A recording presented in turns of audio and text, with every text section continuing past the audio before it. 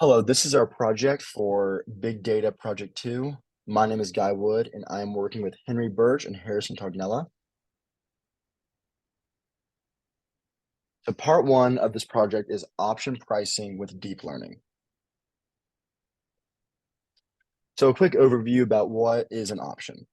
So an option is a financial derivative that provides the buyer with the right, but not the obligation to buy or sell an underlying asset at a specified price within a predetermined time frame. So when you buy an option or you want to get a call option, that is what it's called whenever you're wanting to buy the asset, a call option. But if you're wanting the opportunity to sell the underlying asset, that would be called a put option. And now you see to the right, I have a couple more definitions here. So a call option, like I just mentioned, grants the buyer the right to purchase the underlying asset at a predetermined price. Now, this predetermined price is called a strike price. And so you get the right to purchase this underlying asset before or at the option's expiration date. This is typically used when the buyer expects the asset's price to rise. Now, a put option is the exact opposite. A put option gives the buyer the right to sell the underlying asset at a predetermined price before or at the option's expiration date. It is commonly used when the buyer anticipates a decline in the asset's price, providing a form of insurance against potential losses. So question one, the first question we were tackling today was to partition the original data at an 80-20 training test split, and then use DNN, CNN, LSTM, and extra trees to predict the implied volatilities.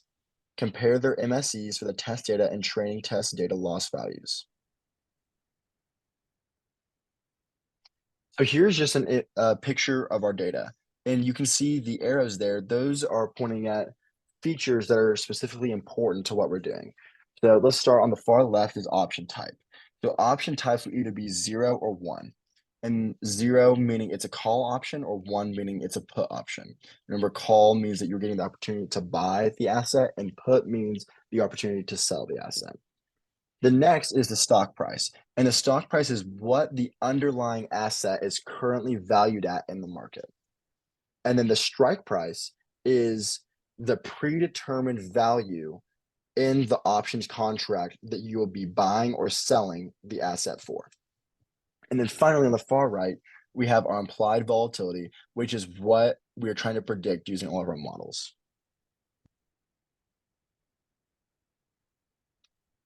So now the next thing we had to do was choose normalization. And what we did was we graphed all of our features. And as you can see from these four graphs, none of them are normally distributed. So therefore, we decided to choose the min-max scalar normalization method.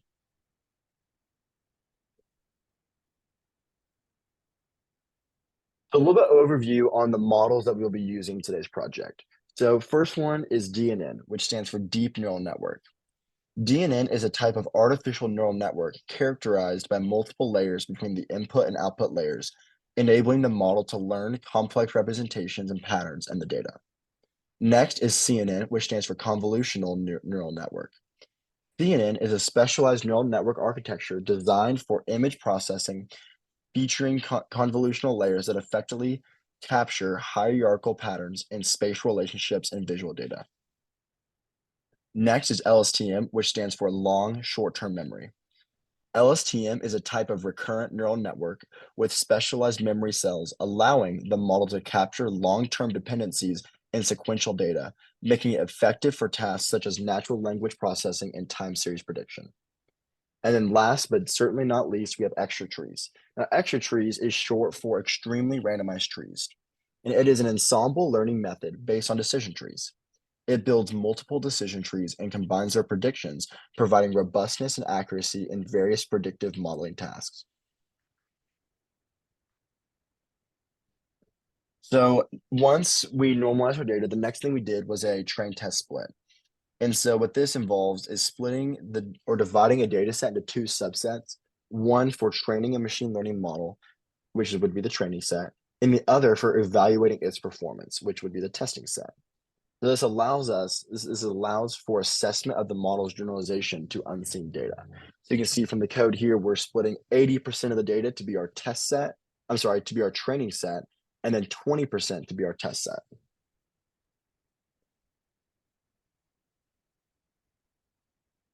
So the first model that we used was DNN, which is deep neural networks. And so you can see on the right just some of the code that we use to make this model.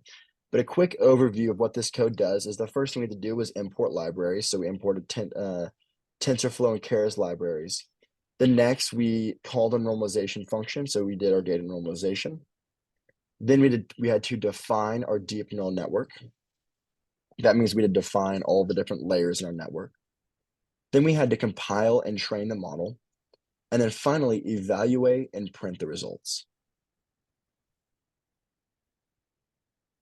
Next, we did CNN, which is convolutional neural network, and pretty similar to how DNN code works. They look pretty similar. And so what we did, we had to reshape the data for CNN. This one's unique because the input data assumed 2D arrays, because it's X-train and X-test, is reshaped into a 3D array suitable for CNN with one channel. The next, again, we normalized our features. We did our data normalization. Then we imported our libraries for CNN. We defined our CNN model with our partial layers. And then we compiled and trained the model. Then we predicted the model on the test set and then evaluated and printed our results.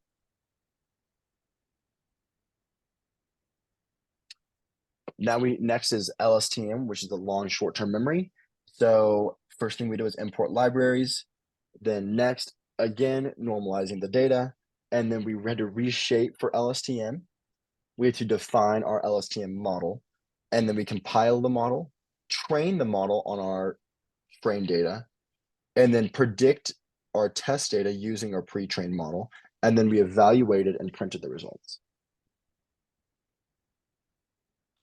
And then finally, extra trees. And so with this one, we imported the necessary libraries for extra trees. Then we had to create and train extra trees model. Once we trained the model, we would then make predictions on our test set or our test data. And then finally, evaluate and print the extra tree results.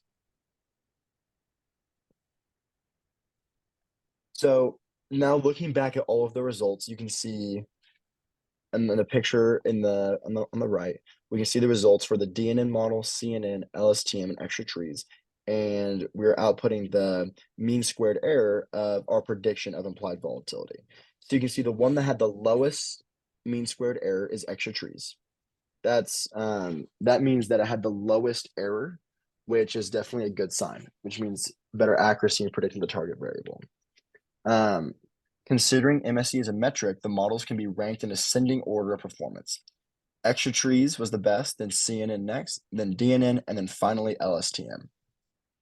So the extra trees model with the lowest mean squared error is the most preferable choice if precision and predicting the target variable is the primary consideration.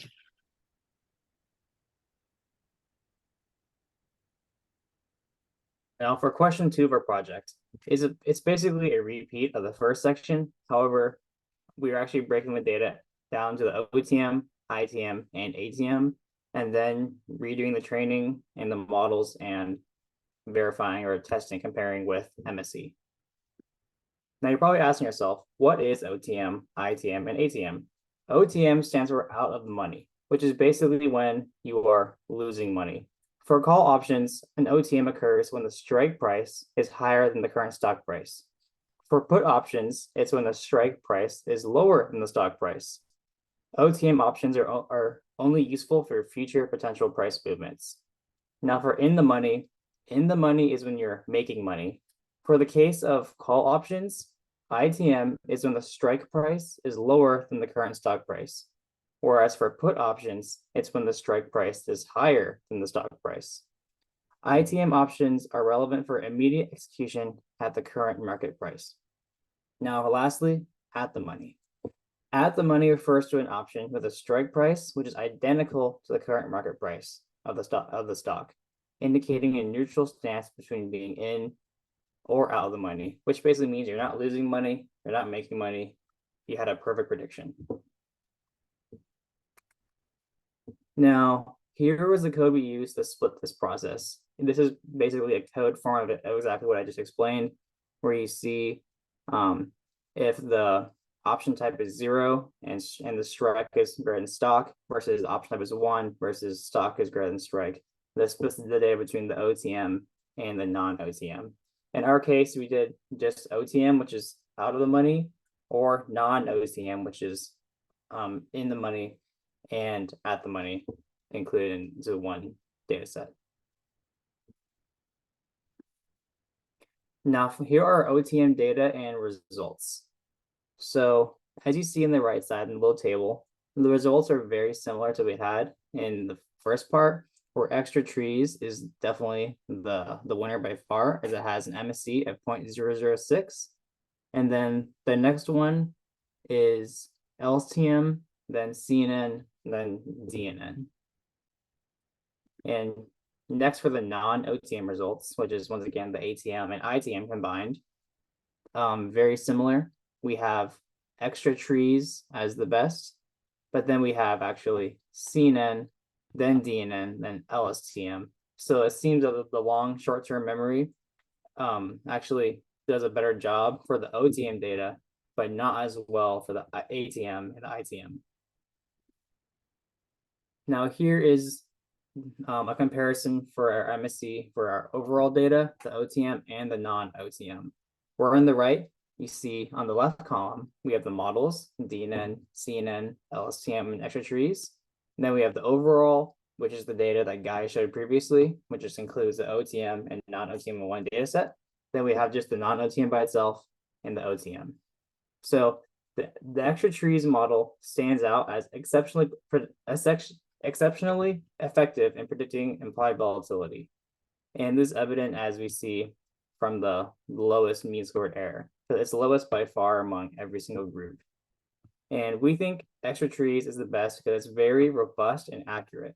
And it consistently outperforms other models, which showcases its ability to capture intricate relationships within the pricing data set. This makes it a very reliable choice for precision in predicting implied volatility. While the mean squared error is a very important metric to look at, it would be ideal to weigh other factors as well. But the goal of this project was to just use MSE as our main considering factor. Now, what other machine learning models are good for predicting OTM? The first one we chose is random forest. Random forest would be very strong because of its ensemble learning technique, which would reduce overfitting and improve generalization. It also has a very strong power of feature importance, which is when it ranks factor by factor or feature by feature what or how important it is in predicting the goal outcome. For gradient boosting, a pro of gradient boosting is the boosting technique, which captures complex patterns sequentially, and it's also very good at handling nonlinearity. For support vector machines, it's also good at nonlinear decisions, which helps it model complex relationships, and it's also very effective in high dimensional spaces. In neural networks, it's really good at finding complex pattern recognition, as it's kind of by definition a neural network. And it's very adaptable, as you can change the number of layers, the number of neurons, and all those kind of things. So we thought that these four were the models that are good for predicting OTM. And random forest is very similar to the extra tree that we saw before. There are some minor differences, but they're both ensemble learn techniques, which are based off of decision trees. Now, question 3. Question 3 is very similar to question 1 and 2. However, the biggest difference is that we're using a new data set called the European Option 2017. And right here is what the data looks like, where we have the strike price and we have the asset price again, and we also have the implied volatility. But the main difference is that we have included the delta, gamma, rho, theta, and vega. And these are a set of Greek indicators used in option trading to assess and quantify the sensitivity of option prices to changes in the underlying asset, market conditions, time decay, and implied volatility.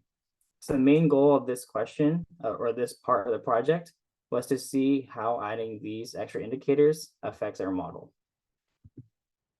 So in this part, we actually did not split up into the OTM ITM or OTM and non-OTM, we just looked at the overall picture. So on the right, we have the results. Once again, extra trees did fantastic based on the MSE. After that, we have the CNN, then we have the LSTM, then the DNN. So in summary, extra trees achieved the lowest mean squared error at 0.000038, which indicates superior predictive accuracy. And yes. So here is a main summary of our results. We have option versus European.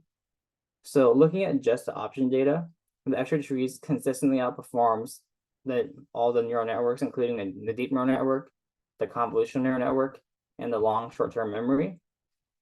And it does so across all scenarios, including the overall non-OTM and OTM. It achieves notably lower mean squared error values, which indicates its superior accuracy. For the learning behaviors, the neural network models tend to exhibit a higher MSE values compared to extra trees, which suggests that for this data set, the ensemble learning approach of extra trees likely is more effective. And the LSTM, which is a type of recurrent neural network, demonstrates a higher MSE than the traditional deep neural network, possibly indicating the benefit in capturing the temporal dependencies in the data. Now looking at the European option data, the MSE comparison, extra trees stands out once again as the best performer with an extremely low MSE of 0.00038. This suggests exceptional accuracy in predicting implied volatility for the European options. Now for learner behavior, in contrast to option data, the neural network models DNN, CNN, and LCM actually show relatively competitive performance in terms of MSE.